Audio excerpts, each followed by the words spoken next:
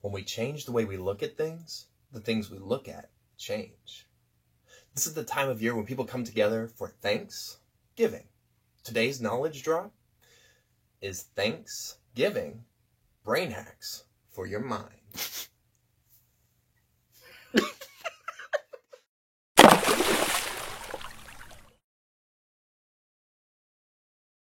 So, brain hacks for your mind? So it's important to point out that there is a difference between the brain and the mind. So the brain is this organ, structure, function. It's this massive object up here. We all know and love it. But the mind is about consciousness. It's about cognition and thoughts and feelings and attitudes and imagination. So let me give you an example. Did you know that we're wired to be awake during the day and sleep during the night? So people say that the eyes are the window to the soul, and the eyes are a window inside of us. And it's more than just a metaphor.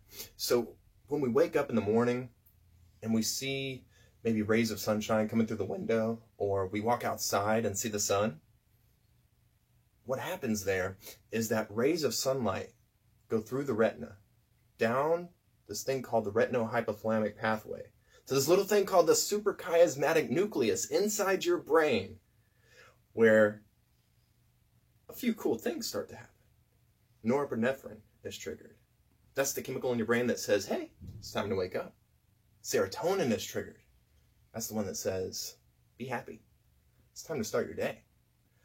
Now, I started off by saying when we change the way we look at things, the things we look at change, because I've noticed something in my life for sure, and as a counselor for many years, I noticed in my clients' lives that perspective sure does change the way we think about things. And even though it's a biological process to see the sun coming in through your eyeball and all those things happening automatically, if you're a grumpy morning person like I've been most of my life, you're probably thinking about what's coming in the day, all the tasks that you have to do. Oh, I don't want to get up and go to work today. I have all these things to do. It's going to be frustrating. Maybe there's this thing I have to do. It's always frustrating, blah. But if we just stop and take a moment to take a breath and let Mother Nature do its job, we can live in that moment with a little bit of happiness from the serotonin and a little bit of norepinephrine that says, hey, let's get up and go. Let's do this. So that's just one example of how the brain and the mind work together, right? So here's 5 ideas for practicing Thanksgiving, maybe all year long. So first of all, number 1, write down 3 things. So what this means is it's a process of just simply finding things that you're grateful for. And there's new field of science called the science of gratitude. And the science of gratitude works a lot like the natural function of your eyeball. When we find ourselves in a practice of noting things, writing down things that we're grateful for, that we're happy with, they say an attitude of gratitude, there's actual chemical responses happening in our brain that changes the way we look at things, changes our perspective, changes the way we see the world and life and events, because there's norepinephrine. There's serotonin, there's dopamine, there's oxytocin. Those type of things, those chemicals, are chemicals that make us feel good. It's the natural stuff the brain has to keep us going happy and trucking along, right? So writing down 3 things that you're grateful for on any given day is a simple, basic starting point where you simply get a piece of paper out at a set time during the day. Maybe it's the morning, maybe it's the night before you go to bed, and you just write down a few things that you're grateful for. This is just starting kind of this habit. Now, if you want to take it a little bit deeper, number 2 is trying a timed gratitude list. So this one, you'd set a timer for 5 minutes, and then you would just go into the stream of consciousness where you're writing down as many things that you can be grateful for as you can. And the same thing is happening with all of these. It's a theme.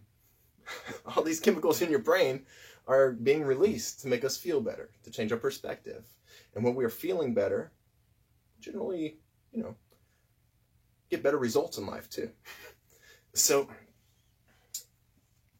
the next one is focusing on depth and specificity. So in this one, it's a little bit more detailed. So we're going to go deeper this time. We're going to pick our home, our car, our job, school, some specific realm of our lives. And we're going to make a list about everything in that specific place. Like I'll just take my car for an example. I'm grateful, even though it's a 2006 with over 200,000 miles on it, that has all 4 tires, that it's running like a champ.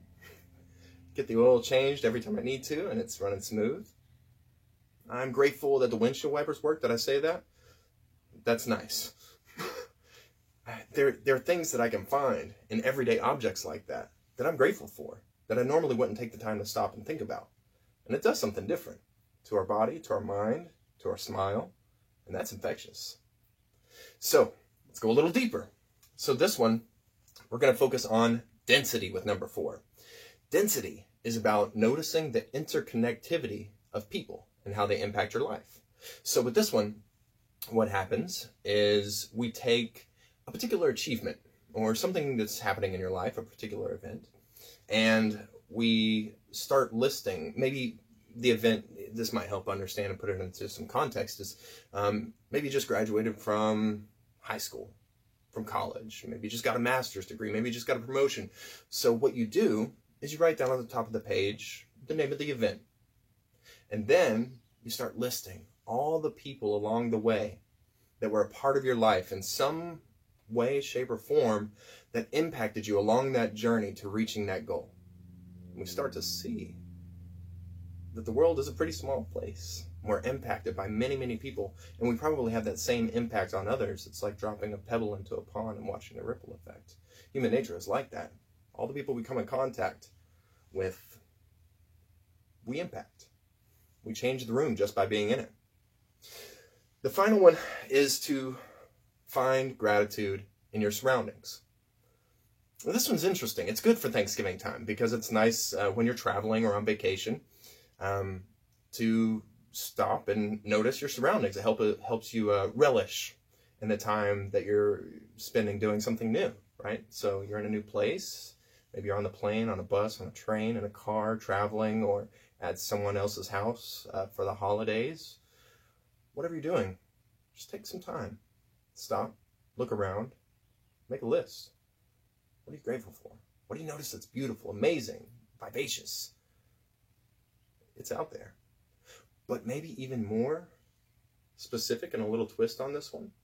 So when's the last time you looked outside your own home through the window, or stepped outside the front door, or maybe from the outside looking in, you took notes on what was beautiful? Something to think about. I certainly don't do it that often, but I want to. This is good stuff. So here's a statement that we can apply to our lives. Maybe when things are frustrating, when we haven't gotten the results we wanted, or maybe we just weren't practicing all this cool stuff that we talk about here at Nuance, like meditation and mindfulness and deep breathing and gratitude. So here's the saying. If we always think the way we've always thought, then we're probably always going to feel the way we've always felt.